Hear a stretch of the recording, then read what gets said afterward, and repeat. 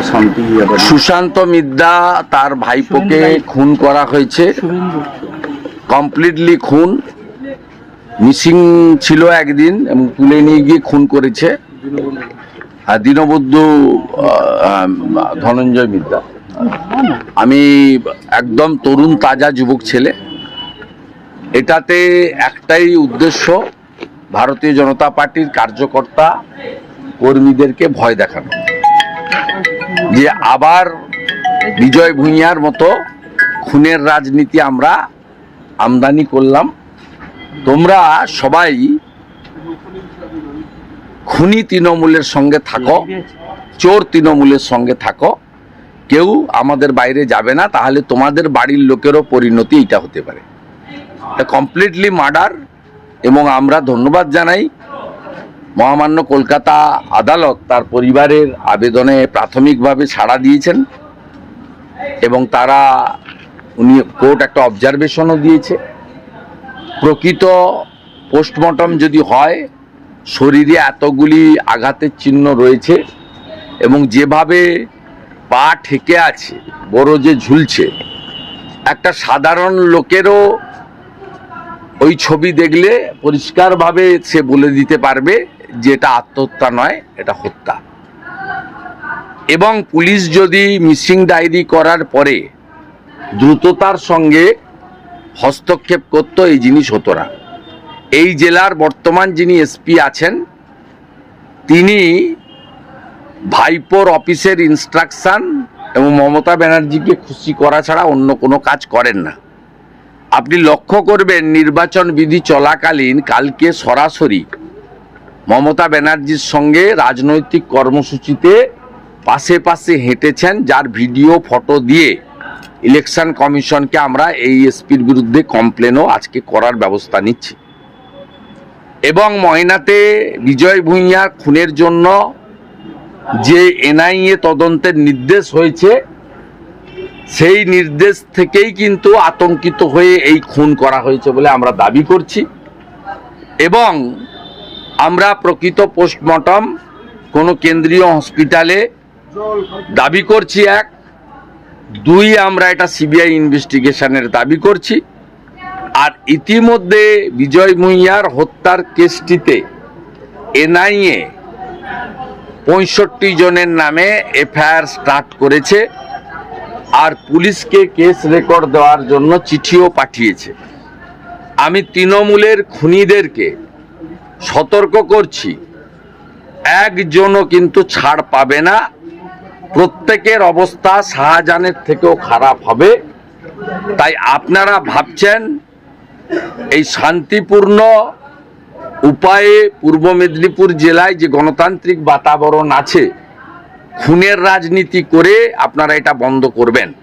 এবং গতকাল মমতা ব্যানার্জি যেভাবে 3000 লোক নিয়ে মহিষাদল রাজবাড়ির রাজ হাই স্কুলের বড় মাঠে মাত্র 1/3 অংশেরও কম জায়গায় প্যান্ডেল মেরাপ বাঁধ বেঁধে হেলিকপ্টার দেখিয়ে ফ্লপ সভা করেছেন, এটা মমতা ব্যানার্জির উস্কানিতে এই জেলার এসপির প্রশ্রয়ে বাগচা, ময়নার চিরঞ্জীবপুর এবং ভগবানপুরের মোহাম্মদপুর মোবারকপুরের যে গুন্ডা র্যাকেট আছে, এই র্যাকেটের কাজ।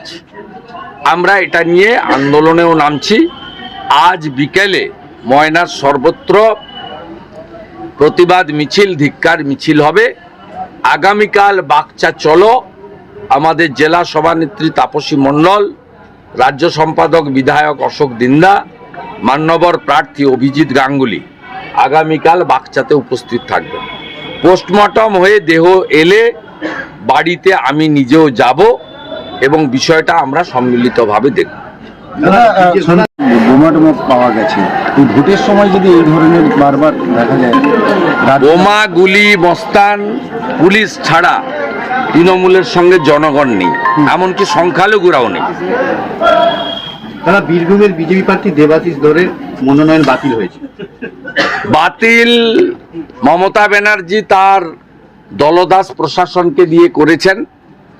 মমতা ব্যানার্জি সিও মতো কাজ করতেন, শশাঙ্ক বলে একজন ডিএম আছেন, তাকে দিয়ে এটা করেছেন।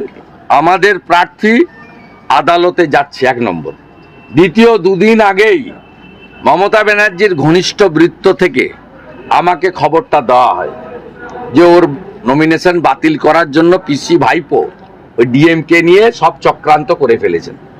আমরা সেই কারণে অত্যন্ত বলিষ্ঠ একজন নেতা দেবতনু ভট্টাচার্যকে দিয়ে আমরা গতকাল আরেকটি নমিনেশন করিয়ে রেখেছিলাম, যাতে তৃণমূল কোনোভাবে ফাঁকা মাঠ না পেয়ে যায়।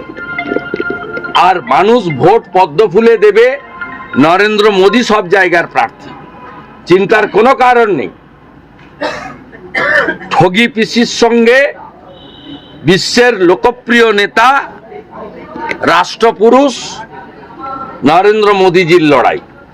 পদ্ম মেশিনে থাকলেই সব আসনেই মোদীজির প্রার্থীরা জিতবে। আজকে মালদার সভাতে এত রৌদ্রের মধ্যে যেভাবে 3 লক্ষ লোকের সমাগম হয়েছে, মালদায় মোদীজির সভা বলে দিয়েছে বাংলাতে গেরুয়া ঝড়, মোদী ঝড়, চোরেরা হারছে, রাষ্ট্রবাদীরা জিতছে। বালুরঘাটের গঙ্গারামপুরে কয়েকটি বুথে সকালে করেছিল, পরে সামলে গেছে। সবচেয়ে বেশি গোলমাল হয়েছে বা হচ্ছে চোপড়াতে। হামিদুর রহমান বলেছিল আমার সেন্ট্রাল ফোর্স থাকবে, কেন্দ্রীয় সেন্ট্রাল ফোর্স চলে যাবে। তাকে গ্রেপ্তার করা উচিত ছিল, ছেড়ে রেখেছেন বলে এটা হচ্ছে। 20টার মতো বুথ থেকে বিজেপির পোলিং এজেন্ট বের করে দেওয়া হয়েছে। 3টে বুথে আমরা রিপোলের ডিমান্ড অলরেডি করার ব্যবস্থা নিচ্ছি। এরপরেও আমরা বলছি, ভালো করে শুনে রাখুন, দার্জিলিংয়ে 5 লক্ষ ভোটে রাজু বিস্তা জিতবে এবং পাহাড় এবং সমতল থেকে তৃণমূল একদম উৎখাত হচ্ছে, নিশ্চিন্ত থাকতে পারে। 3টে বুথ এখনো পর্যন্ত আমরা পেয়েছি। 6টার পরে আমাদের পক্ষ থেকে শিশির বাজরিয়া, ঋত্বিক পাল ইলেকশন কমিশনে জানিয়ে দেবেন প্রপারলি। 20টা বুথ থেকে বিজেপির পোলিং এজেন্ট বের করে দেওয়া হয়েছে। সেন্ট্রাল ফোর্স প্রপার অ্যাকশন নিতে স্টার্ট করেছে এবং কিছুক্ষণের মধ্যে দেখতে পাবেন গুন্ডা দমন হয়ে গেছে। এনএসজি আজকে কি হাজির হয়েছে, মাটির তলা থেকে অস্ত্র বেরোচ্ছে, আধুনিক অস্ত্র, বিদেশি অস্ত্র। আমি আবারও বলছি, 5ই জানুয়ারি আমি যে কথা বলেছিলাম স্পষ্ট হয়ে গেল। 5ই জানুয়ারি যখন ইডি গেল, আক্রান্ত হলো ইডি, সাংবাদিকরা আক্রান্ত হলো। আমি সেদিন বলেছিলাম, স্থানীয় মানুষ বলছেন কয়েক ট্রাঙ্ক মেটেরিয়াল আছে এবং তারা সাধারণভাবে ধারণা করেছিলেন কয়েকশো কোটি টাকা প্লাস অস্ত্র। স্থানীয় মানুষ জানে, পুলিশ জানে না, স্থানীয় মানুষ জানে, ইডি জানে না। হয় কখনো, হতে পারে কোনোদিন নাকি? 19 দিন পর ইডি গেল কি ধামাচাপা দেওয়ার জন্য? ধামাচাপা থাকুক। কে কে ইডিকে 19 দিন আটকে দিয়েছিল যেতে? কার কথায় 19 দিন ধরে ইডি যায়নি? 19 দিন পর ইডি গেল, ততদিন সব পগার পান, এখন আবার মাটির তলা থেকে বেরোচ্ছে। পশ্চিমবাংলার মান সম্মান থাকবে না। আর রাজ্যটাকে বারুদের স্তূপের উপর দাঁড় করিয়েছে। লুঠের টাকা 100 কোটি, বারুদের স্তূপ, এবং সব শুধু সন্দেশকারীরা আরো বিভিন্ন জায়গাতে তৃণমূল এই অবস্থা করেছে। সন্দেশকারীদের ধরা পড়ে গেছে। এখন কি বলবে সরকার? মুখ্যমন্ত্রী সন্দেশকারী স্পেশাল প্যাকেজ এই সমস্ত অপরাধকে আড়াল করার জন্য। আমরা টিভিতে যা দেখছি তা থেকে দুটো জিনিস পরিষ্কার।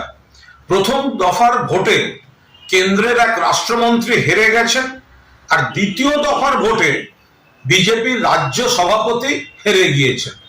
সন্দেশখালী নিয়ে যেটা দেখানো হচ্ছে সেটা হচ্ছে বিজেপির চূড়ান্ত কোণঠাসা অবস্থায় বাংলাকে বদনাম করার একটা নাটক মঞ্চস্থ করা হচ্ছে। পূর্ব পরিকল্পিত একটা চক্রান্ত কিভাবে নিয়ে আসা যায়, তাতে ভোট বৈতরণী পার হবে না, সন্দেশখালী এর জবাব দেবে এবং গোটা বাংলা, এই বাংলাকে অপমান করা যে খেলা বিজেপি খেলছে, সেটা যতগুলি পর্বে ভোট আসবে বাংলা দফায় দফায় তার জবাব দেবে। বিজেপি তৈরি থাকুক।